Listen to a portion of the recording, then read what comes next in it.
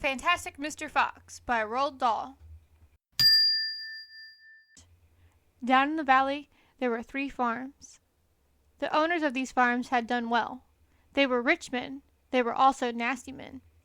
All 3 of them were as nasty and mean as any man you could meet. Their names were Farmer Boggis, Farmer Bunce, and Farmer Bean. Boggis was a chicken farmer.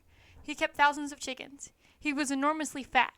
This was because he ate 3 boiled chickens smothered with dumplings every day for breakfast, lunch, and supper. Bunce was a duck and goose farmer. He kept thousands of ducks and geese. He was kind of pot-bellied dwarf. He was so short, his chin would have been under water in the shallow end of any swimming pool in the world.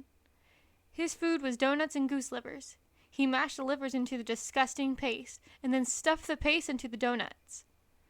This diet gave him a tummy ache and a beastly temper. Bean was a turkey and apple farmer. He kept thousands of turkeys in an orchard full of apple trees. He never ate any food at all. Instead, he drank gallons of strong cider, which he made from the apples in his orchard. He was as thin as a pencil, and the cleverest of them all. Boggis and Bunce and Bean, one fat, one short, one lean. These horrible crooks, so different in looks, were none the less equally mean. That is what the children round about used to sing when they saw them. Chapter 2. Mr. Fox. On a hill above the valley there was a wood. In the wood there was a huge tree. Under the tree there was a hole. In the hole lived Mr. Fox and Mrs. Fox and their 4 small foxes. Every evening, as soon as it got dark, Mr. Fox would say to Mrs. Fox, "Well, my darling, what shall it be this time? A plump chicken from Boggis, a duck or a goose from Bunce, or a nice turkey from Bean?" And when Mrs. Fox had told him what she wanted, Mr. Fox would creep down into the valley in the darkness of the night and help himself. Boggis and Bunce and Bean knew very well what was going on, and it made them wild with rage. They were not men who liked to give anything away. Less still did they like anything to be stolen from them. So every night each of them would take his shotgun and hide in a dark place somewhere on his own farm, hoping to catch the robber. But Mr. Fox was too clever for them. He always approached a farm with the wind blowing in his face, and this meant that if any men were lurking in the shadows ahead, the wind would carry the smell of that man to Mr. Fox's nose from far away. Thus, if Mr. Boggis was hiding behind his chicken house number 1, Mr. Fox would smell him out from 50 yards and quickly change direction, heading for chicken house number 4 at the end of the farm. "Dang and blast that lousy beast!" cried Boggis. "I'd like to rip his guts out," said Bunce.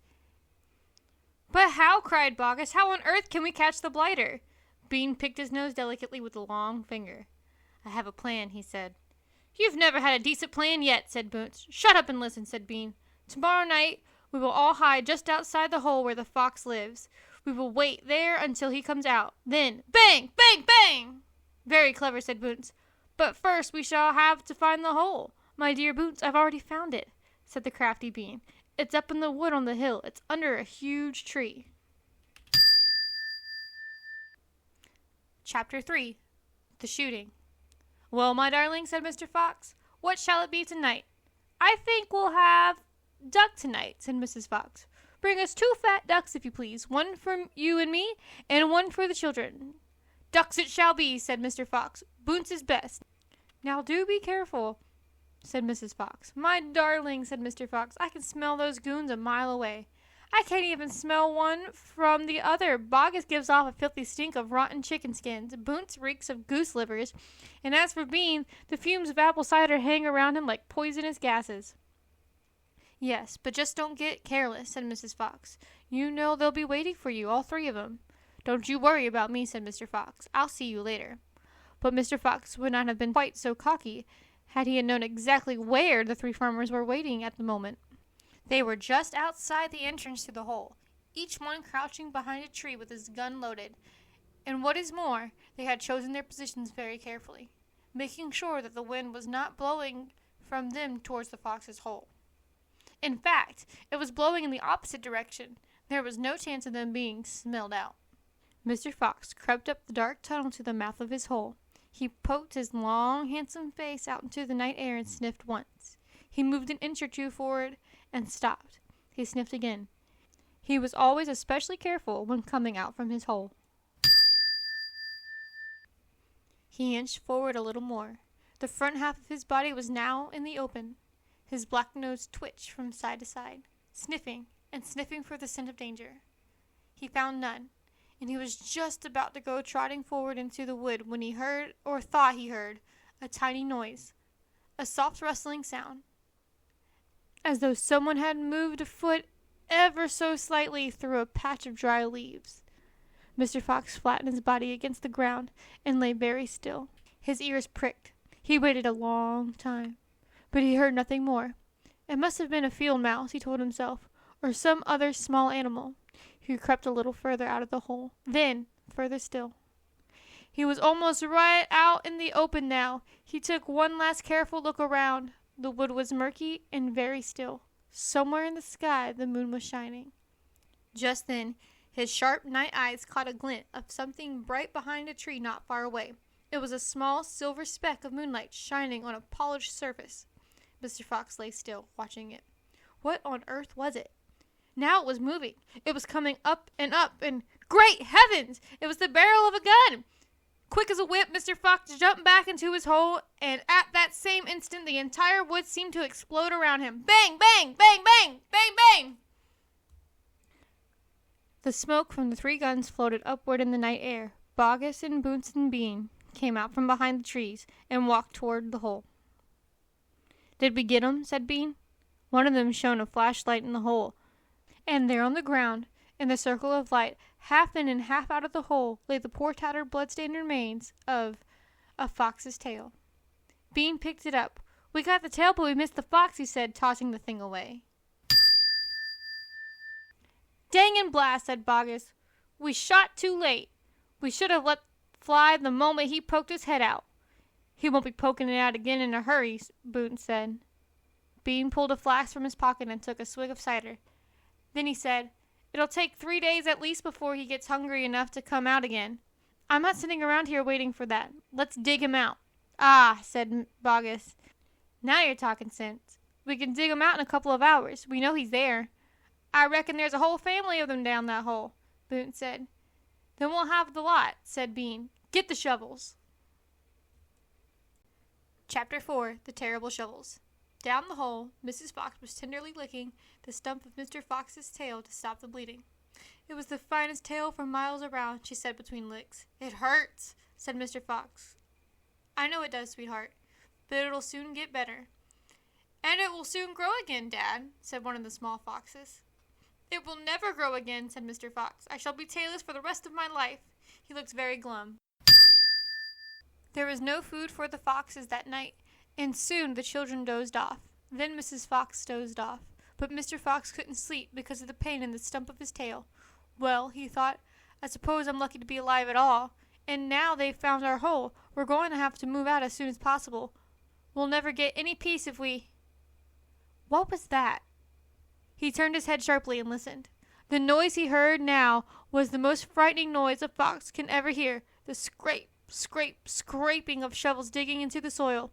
"Wake up!" he shouted. "They're digging us out!" Mrs. Fox was wide awake in 1 second.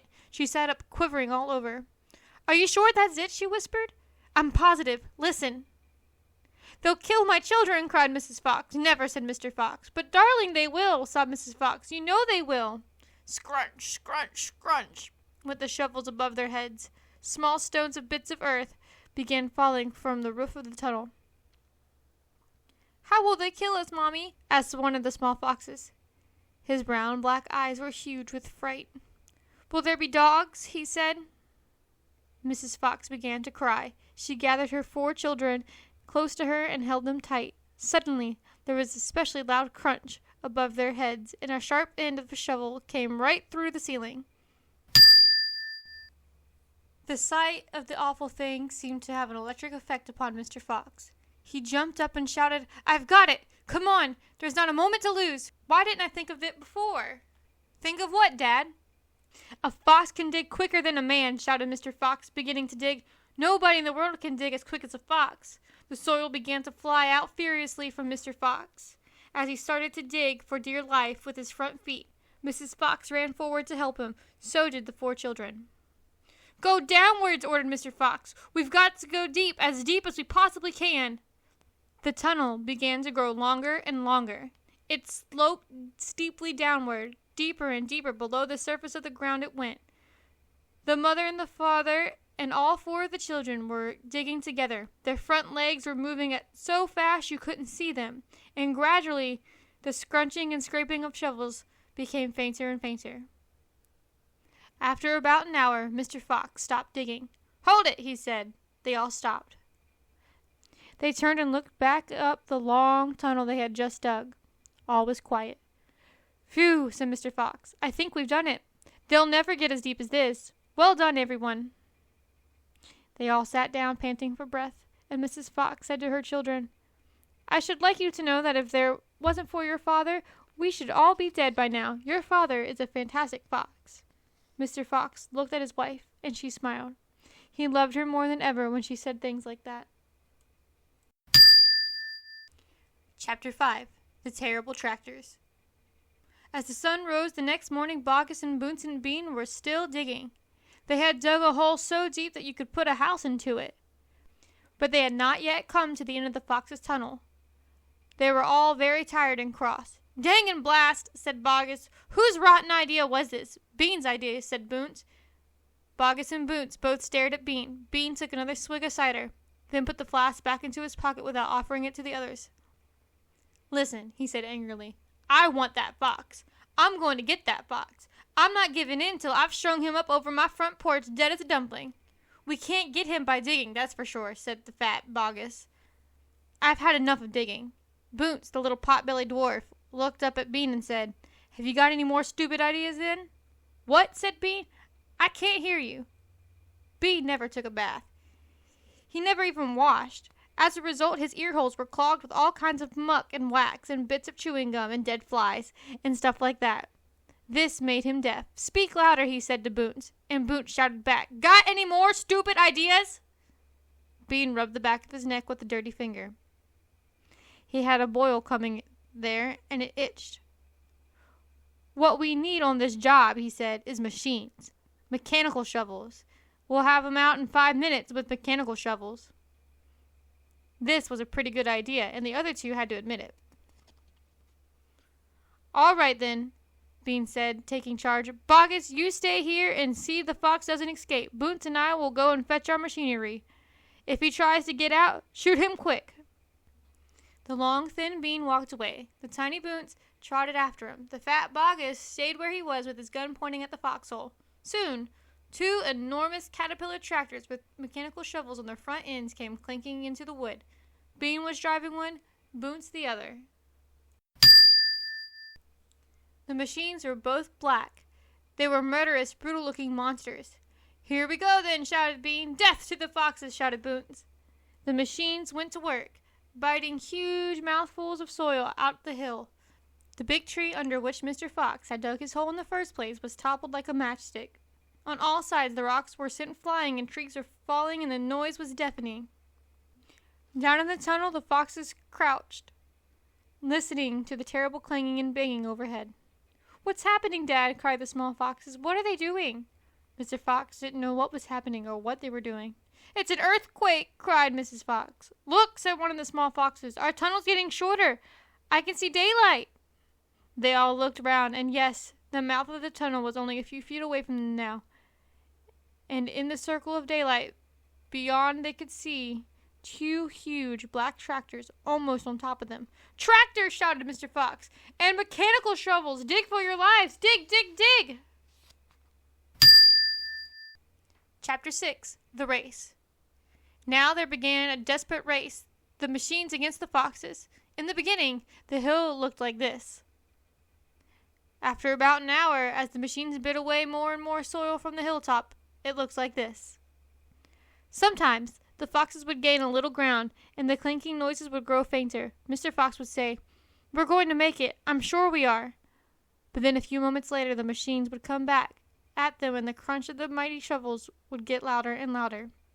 Once the foxes actually saw the sharp metal edge of one of the shovels as it scraped up the earth just behind them. "Keep going, my darlings," panted Mr. Fox. "Don't give up. Keep going, the fat Boggis shouted to Bunce and Bean. We'll get 'em any moment now. Have you caught sight of 'em yet? Bean called back. Not yet, shouted Boggis, but I think you're close. I'll pick 'em up with my bucket, shouted Bunce. I'll chop 'em into pieces.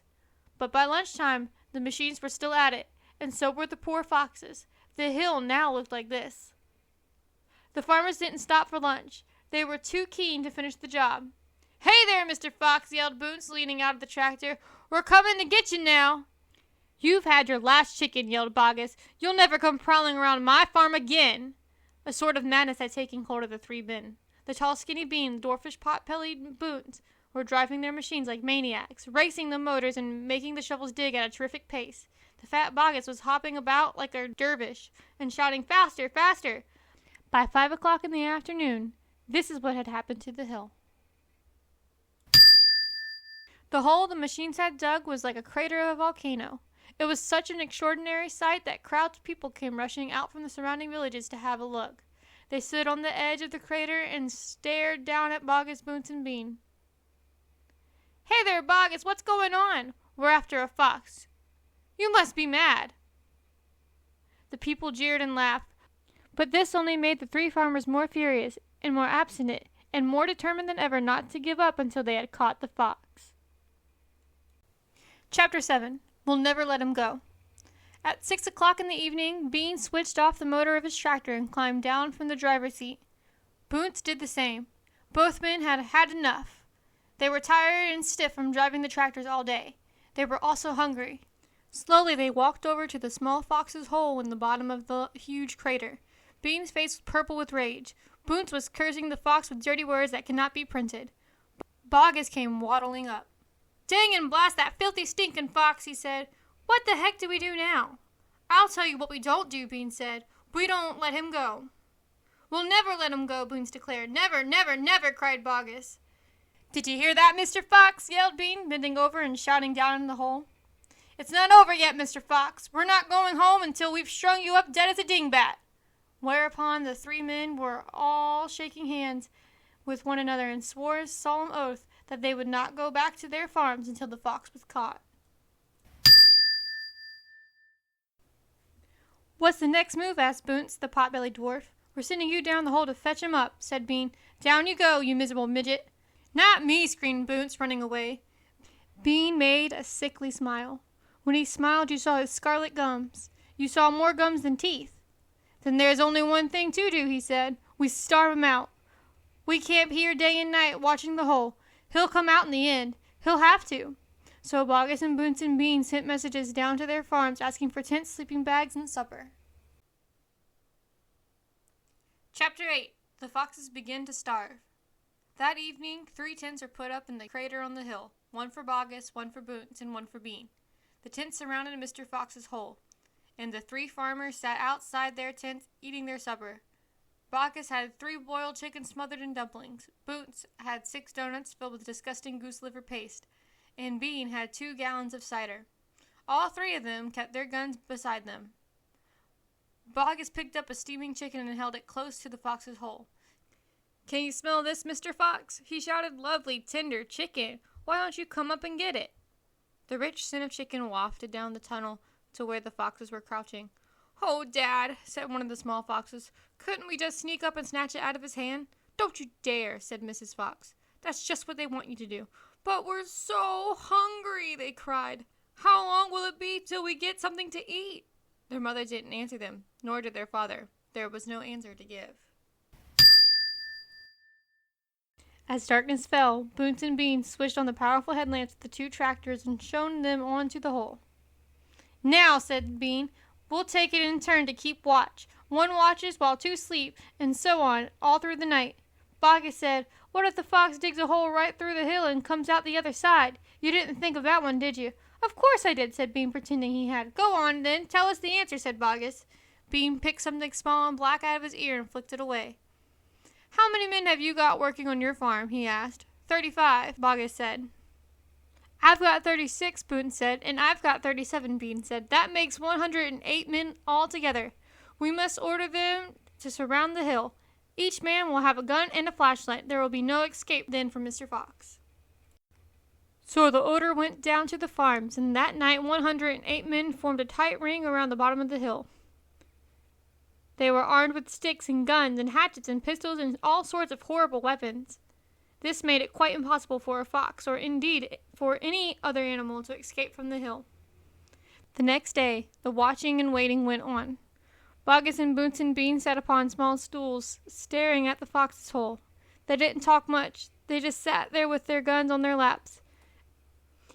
Every so often, Mr. Fox would creep a little closer towards the mouth of the tunnel and take a sniff. Then he would creep back again and say, "They're still there." "Are you quite sure?" Mrs. Fox would ask. "Positive," said Mr. Fox. "I can smell that man Bean a mile away. He stinks." Chapter 9. Mr. Fox Has a Plan. For 3 days and 3 nights this waiting game went on. "How long can a fox go without food or water?" Boggis asked on the 3rd day. "Not much longer now," Bean told him. "He'll make a run for it soon. He'll have to." Bean was right. Down in the tunnel the foxes were slowly but surely starving to death. "If only we could have just a tiny sip of water," said one of the small foxes. "Oh, Dad, can't you do something?" "Couldn't we make a dash for it, Dad? We'd have a little bit of a chance, wouldn't we?" "No chance at all," snapped Mrs. Fox. "I refuse to let you go up there and face those guns. I'd sooner you stay down here and die in peace." Mr. Fox had not spoken for a long time. He had been sitting quite still, his eyes closed, not even hearing what the others were saying. Mrs. Fox knew that he was trying desperately to think of a way out, and now, as she looked at him, she saw him stir himself and get slowly to his feet. He looked back at his wife. There was a little spark of excitement dancing in his eyes. "What is it, darling?" said Mrs. Fox quickly. "I've just had a bit of an idea," Mr. Fox said carefully. "What?" they cried. "Oh, Dad, what is it?" "Come on," said Mrs. Fox. "Tell us quickly." "Well," said Mr. Fox. Then he stopped and sighed and sadly shook his head. He sat down again. "It's no good," he said. "It won't work after all." "Why not, Dad?" "Because it means more digging, and we aren't, any of us, strong enough for that after 3 days and nights without food." "Yes, we are, Dad," cried the small foxes, jumping up and running to their father. "We can do it. You see if we can't. So can you." Mr. Fox looked at the 4 small foxes, and he smiled. "What fine children I have," he thought. "They are starving to death, and they haven't had a drink for 3 days, but they are still undefeated. I must not let them down." I suppose we could give it a try," he said. "Let's go, Dad. Tell us what you want us to do." Slowly, Mrs. Fox got to her feet. She was suffering more than any of them from the lack of food and water. She was very weak. "I am so sorry," she said, "but I don't think I'm going to be much help." "You stay right where you are, my darling," said Mr. Fox. "We can handle this by ourselves." Chapter 10. Boggis' Chicken House Number 1. "This time we must go in a very special direction," said Mr. Fox, pointing sideways and downward. So he and his 4 children started to dig once again. The work went much more slowly now, yet they kept at it with great courage, and little by little the tunnel began to grow. "Dad, I wish you would tell us where we were going," said one of the children. "I dare not do that," said Mr. Fox, "because this place I am hoping to get to is so marvelous that if I describe it to you now you will go crazy with excitement. And then if we fail to get there, which is very possible, you would die of disappointment. I don't want to raise your hopes too much, my darlings." For a long, long time they kept on digging. For how long, they did not know, because there were no days and no nights down there in the murky tunnel. But at last Mr. Fox gave the order to stop. "I think," he said, "we had better take a peep upstairs now and see where we are. I know where I want to be, but I can't possibly be sure we're anywhere near it." Slowly, warily, the foxes began to slope the tunnel upwards to the surface. Up and up it went, until it suddenly came to something hard above their heads, and they couldn't go up any further. Mr. Fox reached up and examined the hard thing. "It's wood," he whispered. "Wooden planks." "What does that mean, Dad?" "It means, unless I am very much mistaken, that we are right underneath somebody's house," whispered Mr. Fox. "Be very quiet now, while I take a peek." Carefully, Mr. Fox began pushing up on one of the floorboards. The board creaked most terribly, and they all ducked down, waiting for something awful to happen. Nothing did. So Mr. Fox pushed up a second board, and then, very, very cautiously, he poked his head up through the gap. He let out a shriek of excitement. "I've done it!" he yelled. "I've done it first First time! I've done it! I've done it! He pulled himself up through the gap in the floor and started prancing and dancing with joy. Come on up, he sang out. Come up and see where you are, my darlings. What a sight for a hungry fox. Hallelujah! Hooray! Hooray! The small foxes scrambled up out of the tunnel, and what a fantastic sight it was that now met their eyes. They were in a huge shed, with the whole place was teeming with chickens. There were white chickens and brown chickens and black chickens by the thousand. Boggis' chicken house number 1, cried Mr. Fox. Is exactly what I was aiming for. I hit it slam in the middle. First time. Isn't that fantastic? And, if I may say so, rather clever. The small foxes went wild with excitement. They started running around in all directions, chasing the stupid chickens. Wait, ordered Mr. Fox. Don't lose your heads. Stand back. Calm down. Let's do this properly. First of all, everyone have a drink of water. They all ran over to the chicken's drinking trough and lapped up the lovely cool water. Then Mr. Fox chose 3 of the plumpest hens, and with a clever flick of his jaws, he killed them instantly. Back to the tunnel, he ordered. Come on. No fooling around. The quicker you move, the quicker you shall have something to eat. One after another, they climbed down through the hole in the floor, and soon they were all standing once again in the dark tunnel. Mr. Fox reached up and pulled the floorboards back into place. He did this with great care. He did it so that no one could tell that they had ever been moved. My son, he said, giving the 3 plump hens to the biggest of his 4 small children. Run back with these to your mother. Tell her to prepare a feast. Tell her the rest of us will be along in a jiffy as soon as we have made a few other little arrangements. Chapter 11. A surprise for Mrs. Fox. The small fox ran back along the tunnel as fast as he could, carrying the 3 plump hens. He was exploding with joy. Just wait, he kept thinking. Just wait till Mummy sees these. He had a long way to run, but he never stopped once on the way, and he came bursting in upon Mrs. Fox. Mummy, he cried, out of breath. Look, Mummy, look! Wake up and see what I brought you. Mrs. Fox, who was weaker than ever now from the lack of food, opened one eye and looked at the hens. I'm dreaming, she murmured, and closed the eye again. You're not dreaming, Mummy. They're real chickens. We're saved. We're not going to starve. Mrs. Fox opened both eyes and sat up quickly. But my dear child, she cried, where on earth? Boggis' chicken house number 1, spluttered the small fox. We tunneled right under the floor, and you've never seen so many big fat hens in all your life. And Dad said to prepare a feast. They'll be back soon. The sight of food seemed to give new strength to Mrs. Fox. A feast it shall be, she said, standing up. Oh, what a fantastic fox your father is. Hurry up, child, and start plucking those chickens. Far away down in the tunnel, the fantastic Mr. Fox was saying, Now for the next bit, my darlings. This one will be easy as pie. All we have to do is dig another little tunnel from here to there. To where, Dad? Don't ask so many questions. Start digging. Chapter 12. Badger.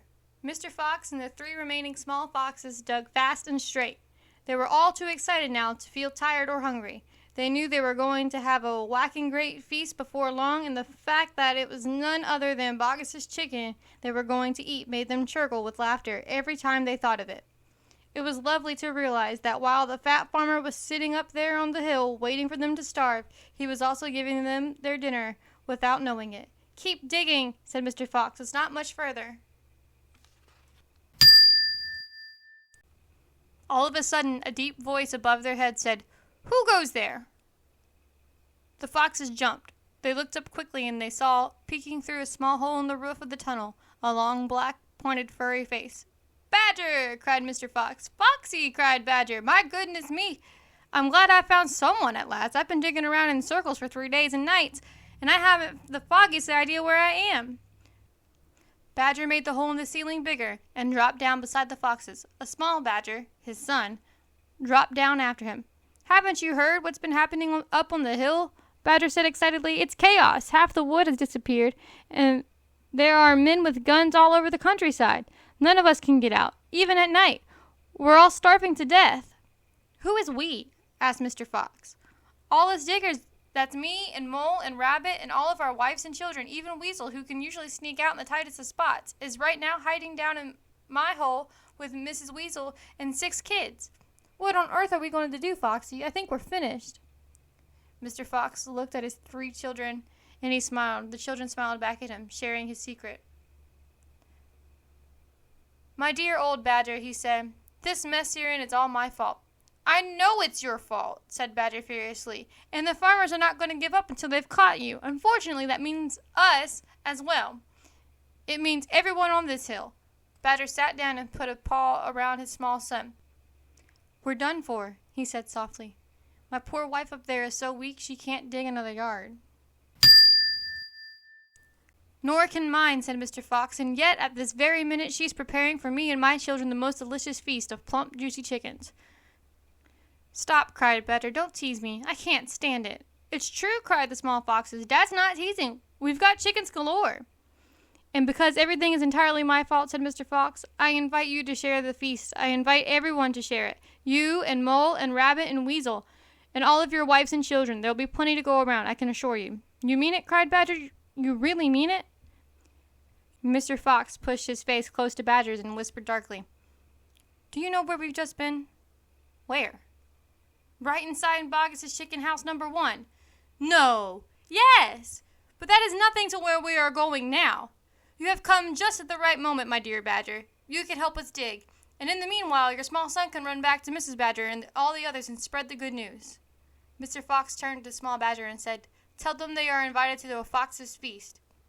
Then bring them all down here and follow the tunnel back to where you find my home." "Yes, Mr. Fox," said the small Badger. "Yes, sir. Right away, sir." "Oh, thank you, sir." And he scrambled quickly back through the hole in the roof of the tunnel and disappeared.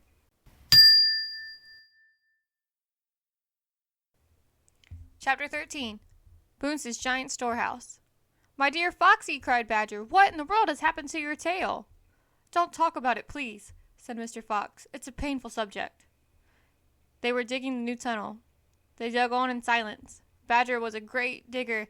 The tunnel went forward at a terrific pace now that he was lending a paw. Soon they were crouching underneath yet another wooden floor.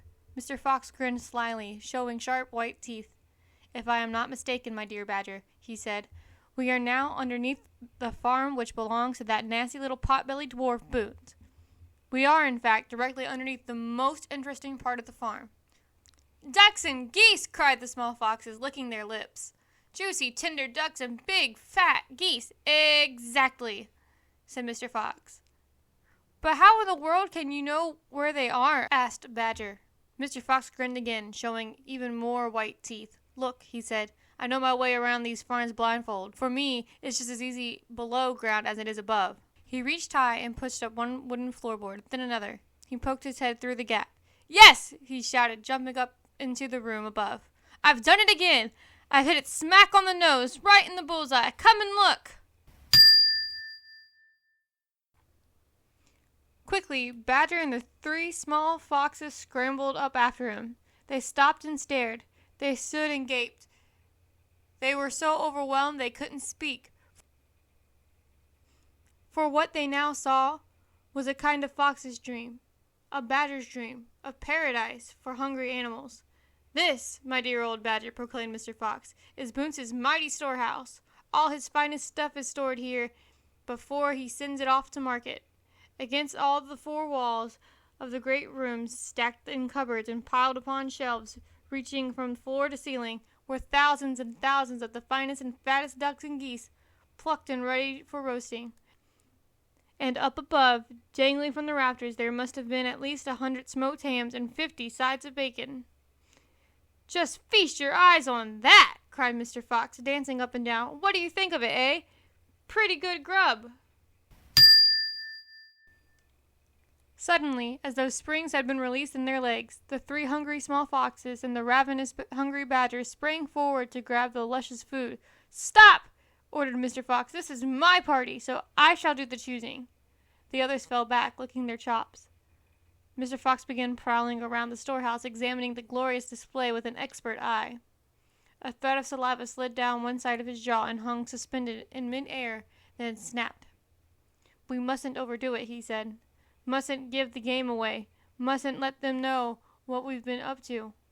We must be neat and tidy and take just a few of the choicest morsels. So, to start with, we shall have 4 plump young ducks." He took them from the shelf. Oh, how lovely and fat they are. No wonder Bunce gets a special price for them in the market. All right, Badger. Lend me a hand to get them down. You children can help as well. There we go. Goodness me. Look at how your mouths are watering. And now, I think we had better have a few geese. Oh my, oh my. You'll never see finer geese than these in a king's kitchen. Gently does it. That's the way. And what about a couple of nice smoked hams? I adore smoked ham, don't you, Badger? Fetch me that stepladder, will you please? Mr. Fox climbed up the ladder and handed down 3 magnificent hams. And do you like bacon, Badger? I'm mad about bacon, cried Badger, dancing with excitement. Let's have a side of bacon. That big one up there. And carrots, Dad, said the smallest of the 3 small foxes.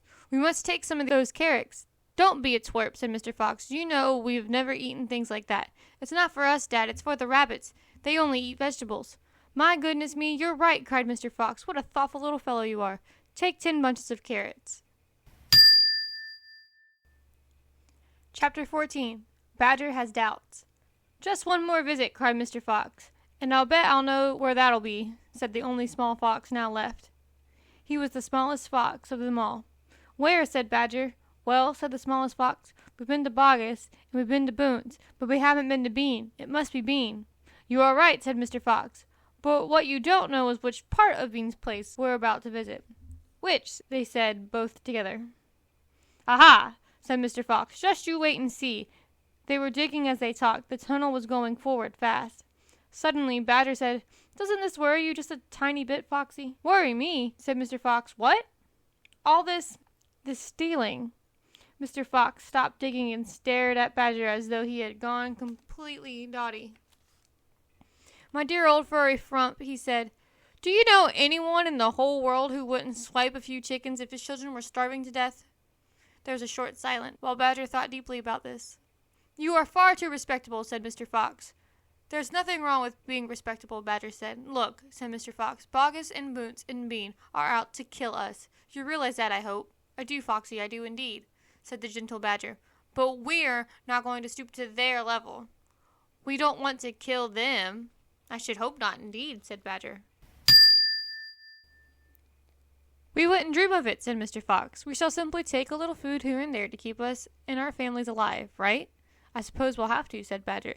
If they want to be horrible, let them, said Mr. Fox. We down here are decent, peace-loving people. Badger laid his head on one side and smiled at Mr. Fox. Foxy, he said, I love you. Thank you, said Mr. Fox. And now, let's get on with the digging. 5 minutes later, Badger's front paws hit against something flat and hard. What on earth is this? He said. It looks like a solid stone wall. He and Mr. Fox scraped away the soil. It was a wall, but it was built of bricks, not stones. The wall was right in front of them, blocking their way. Now, who in the world would build a wall underground? Asked Badger. Very simple, said Mr. Fox. It's the wall of an underground room, and if I'm not mistaken, it is exactly what I'm looking for. Chapter 15. Bean's Secret Cider Cellar. Mr. Fox examined the wall carefully. He saw that the cement between the bricks was old and crumbly, so he loosened a brick without much trouble and pulled it away. Suddenly, out from the hole where the brick had been, there popped a small sharp face with whiskers. Go away, it snapped. You can't come in here. It's private. Good Lord, said Badger. It's Rat. You saucy beast, said Mr. Fox. I should have guessed we'd find you down here somewhere. Go away, shrieked Rat. Go on, beat it. This is my private pitch. Shut up, said Mr. Fox. I will not shut up, shrieked Rat. This is my place. I got here first. Mr. Fox gave a brilliant smile, flashing his white teeth. My dear Rat, he said softly, I am a hungry fellow, and if you don't hop it quickly, I shall eat you up in one gulp. That did it. Rat popped back fast out of sight. Mr. Fox laughed and began pulling more bricks out of the wall. When he had made the biggest hole, he crept through it. Badger and the smallest fox followed behind him. They found themselves in a vast, damp, gloomy cellar. This is it, cried Mr. Fox. This is what? Said Badger. This place is empty. Where are the turkeys? Asked the smallest fox, staring into the gloom. I thought Bean was a turkey man. He is a turkey man, said Mr. Fox, but we're not after turkeys now. We've got plenty of food. Then what do we need, Dad? Take a look around, said Mr. Fox. Don't you see anything that interests you? Badger and the smallest fox peered into the half-darkness. As their eyes became adjusted to the gloom, they began to see what looked like a whole lot of big glass jars standing upon themselves around the walls. They went closer. They were jars. There were hundreds of them, and upon each one was written the word cider. The smallest fox leapt high in the air. "Oh, Dad," he cried out, "look what we found! It's cider!" "Exactly," said Mr. Fox. "Tremendous," shouted Badger. "Bean's secret cider cellar," said Mr. Fox. "But go carefully, my dears. Don't make a noise. This cellar is right underneath the farmhouse itself." "Cider," said Badger, "is especially good for badgers. We take it as medicine, 1 large glass 3 times a day with meals and another at bedtime. It will make the feast into a banquet," said Mr. Fox. While they were talking, the smallest fox had sneaked the jar off the shelf and had taken a gulp. "Wow!" he gasped. "Wow-wee!" You must understand that this was not the ordinary weak fizzy cider one buys in a store. It was the real stuff, a home-brewed fiery liquor that burned in your throat and boiled your stomach. "Ah!" gasped the smallest fox. "This is some cider!" "That's quite enough of that," said Mr. Fox, grabbing the jar and putting it to his own lips. He took a tremendous gulp. "It's miraculous," he whispered, fighting for breath. "It's fabulous. It's beautiful." "It's my turn," said Badger, taking the jar and tilting his head well back. The jar gurgled and bubbled down his throat. It's like melted gold," he gasped. "Oh, Foxy, it's like drinking sunbeams and rainbows." "You're poaching," shrieked the rat. "Put that down at once. There'll be none left for me." Rat was perched upon the highest shelf in the cellar, peering out from behind a huge jar. There was a small rubber tube inserted in the neck of a jar, and Rat was using this tube to suck out the cider. "You're drunk," said Mr. Fox. "Mind your own business," shrieked Rat. "And if you great clumsy brutes come messing in here, we'll all be caught. Get out and leave me to sip my cider in peace." At that moment they heard a woman's voice calling out in the house above them.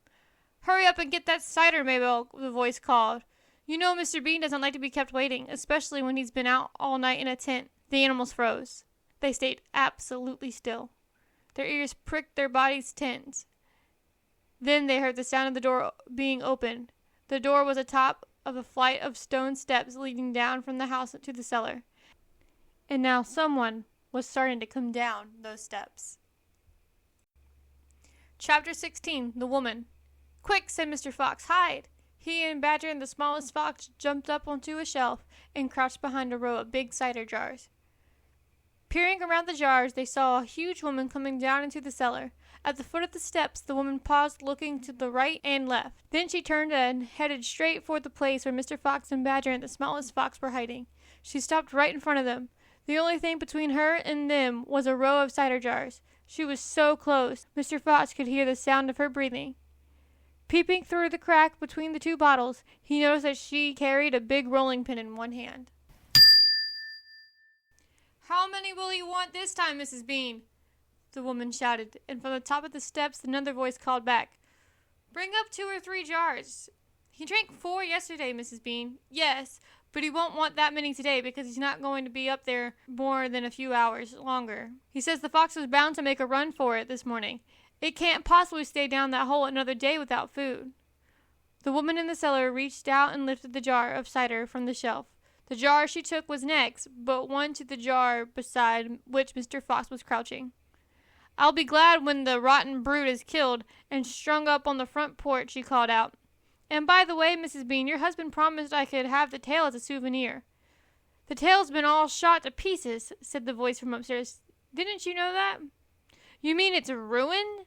"Of course it's ruined. They shot the tail but missed the fox." "Oh, heck," said the big woman. "I did so want that tail." "You could have the head instead, Mabel. You can get it and stuff it and hang it in your bedroom wall. Hurry up now with that cider." "Yes, ma'am, I'm coming," said the big woman, and she took a second jar from the shelf. "If she takes one more, she'll see us," thought Mr. Fox.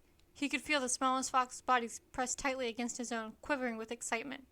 "Will 2 be enough, Mrs. Bean, or shall I take 3? "My goodness, Mabel, I don't care so as long as you get a move on." "Then 2 it is," said the huge woman, speaking to herself now. "He drinks too much anyway."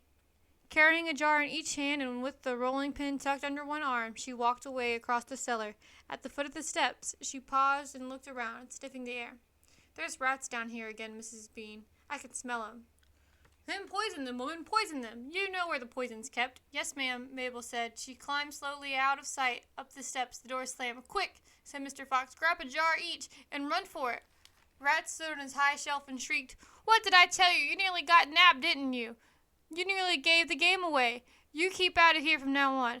I don't want you around. This is my place. You," said Mr. Fox, "are going to be poisoned." "Poppycock," said Rat. "I sit up here and watch her putting the stuff down. She'll never get me." Mr. Fox and Badger and the smallest fox ran across the cellar, clutching a gallon jar each. "Goodbye, Rat," they called out as they disappeared through the hole in the wall. "Thanks for the lovely cider." "Thieves!" shrieked the Rat. "Robbers! Bandits! Burglars!" Chapter 17. The Great Feast.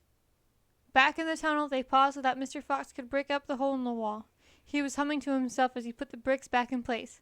"I can still taste that glorious cider," he said. "What an impudent fellow Rat is." "He has bad manners," Badger said. "All rats have bad manners. I've never met a polite rat yet." "And he drinks too much," said Mr. Fox, putting the last brick in place. "There we are. Now, home to the feast." They grabbed their jars of cider and off they went. Mr. Fox was in front and the smallest fox came next and Badger last. Along the tunnel they flew past the turning that led to Bunce's mighty storehouse, past Boggis' chicken house number 1, and then up the long home stretch towards the place where they knew Mrs. Fox would be waiting. "Keep it up, my darling," shouted Mr. Fox. "We'll soon be there. Think what's waiting for us on the other end. And just think what we're bringing home with us in these jars. That ought to cheer up poor Mrs. Fox. Home again swiftly I glide, back to my beautiful bride. She'll not feel so rotten as soon as she's gotten some cider inside her inside." Then Badger joined in. "Oh, poor Mrs. Badger," he cried, "so hungry she very near died. But she'll not feel so hollow if only she'll swallow some cider inside her inside." They were still singing as they rounded the final corner and burst in upon the most wonderful and amazing sight any of them had ever seen. The feast was just beginning. A large dining room had been hollowed out of the earth, and in the middle of it, seated around a huge table, were no less than 29 animals. There were Mrs. Fox and 3 small foxes, Mrs. Badger and 3 small badgers, Mole and Mrs. Mole and 4 small moles, Rabbit and Mrs. Rabbit and 5 small rabbits, Weasel and Mr. Weasel and 6 small weasels.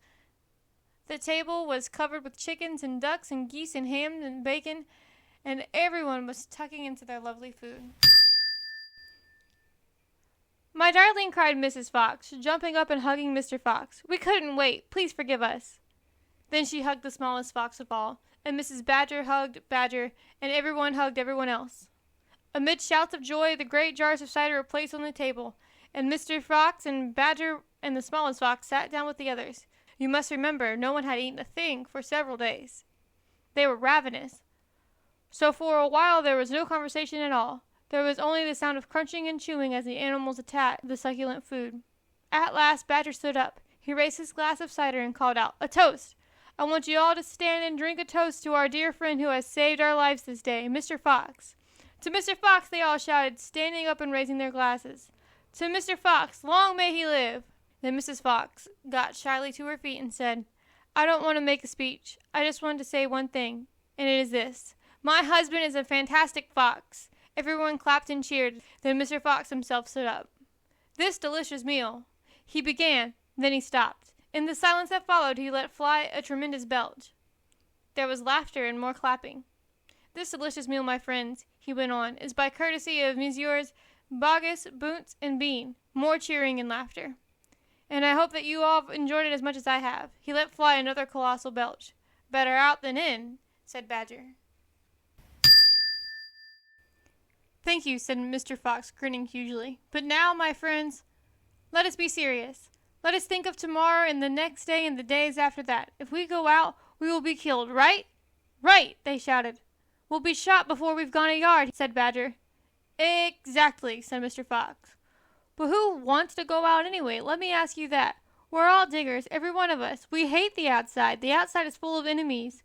We only got out because we have to get food for our families. But now, my friends, we have an entirely new setup. We have a safe tunnel leading to 3 of the finest stores in the world. We do indeed, said Badger. I've seen 'em. And you know what this means, said Mr. Fox. It means that none of us need to ever go out into the open again.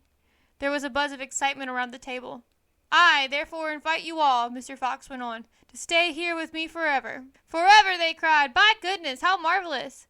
And Rabbit said to Mrs. Rabbit, my dear, just think, we're never going to be shot at again in our lives. We will make, said Mr. Fox, a little underground village, with streets and houses on each side. Separate houses for badgers and moles and rabbits and weasels and foxes, and every day I will go shopping for you all, and every day we will eat like kings. The cheering that followed this speech went on for many minutes.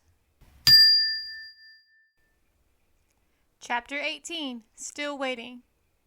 Outside the fox's hole, Boggis and Bunce and Bean sat outside their tents with their guns on their laps. It was beginning to rain. Water was trickling down the necks of these 3 men into their shoes. He won't stay down there much longer now, Boggis said. The brute must be famished, Bunce said. That's right, said Bean. He'll be making a dash for it any moment. Keep your guns handy. They sat there by the hole waiting for the fox to come out. And as far as I know, they are still waiting.